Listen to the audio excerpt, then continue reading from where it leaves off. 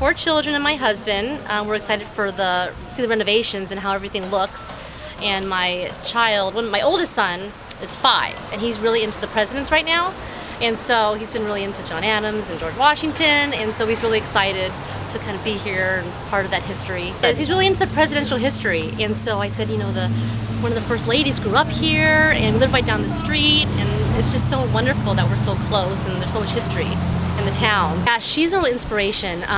She's so intelligent, and she just really had a good sense of, you know, how to counsel her husband to lead the nation at a very early stage, at the beginning of our country, and she's just so much wisdom and elegance, and just the advice she gave was invaluable to John. I'm homeschooling my kids, and so I've really been brushing up more on it. I'm anxious to see it. I've never seen her house. I've driven by it many times. I live in New Hampshire, and I come to visit my son and his family who live up the street, and I keep driving by, but it's never been open. So I saw a thing online someplace, so I read about it and decided I'm coming on June 30th to see this.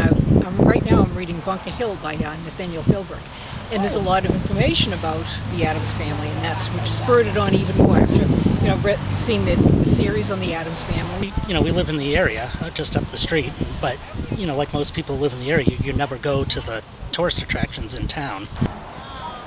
When my children were younger, we used to take them on walks up the Abigail Adams Park, and just while they're running around reading all the quotes from her that are on all the rocks up there, it's just fascinating. We're so thrilled that everybody's coming back, and we're welcoming them to Abigail's home for the first time in 2 years. And people are coming, and it's entire families, and children are very interested. It'll ask questions, and it's generating interest, and people then listen to the questions, and all of a sudden you have a tour group. That is the North Weymouth Cemetery. It is the second oldest cemetery in the Commonwealth, the oldest cemetery that's still active, and that is where Abigail's parents are buried, William and Elizabeth Smith. It's part of the whole history. You can say, well, this is where she was born, this is where her parents died, and you can go see the gravestones. Or as I always say to people, nothing has changed. If you want to see something that Abigail actually saw, go to the cemetery. You can see her parents' gravestone. You can see what Abigail saw. Those stones are very old. You can go up there and see what she saw. Abigail's father was the minister here. So he came, graduated from Harvard, and then was brought here in 1740. Abigail's born in 1744. And then she lived here for the first 20 years of her life until 1764. Married in that room by her father, right? And then she goes off. But she comes back. She's here often, visiting her parents. Her father doesn't die until the 1780s. But then her sister inherits the house. So she's living over there, and by 1780s, of course, she's the wife of the ambassador to England and moving on. But then they return and buy the big mansion. But this is where she was born and had a connection throughout most of her life. The focus today is really the current restoration of the house.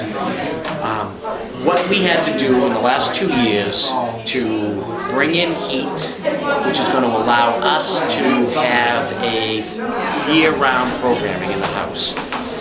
So heat is installed. You can feel from the hotness of the room and this 18th century experience, as I said, we are in need of air conditioning as well. That will be put in the next few weeks, and then when our restoration is complete, we will fully be able to run year-round.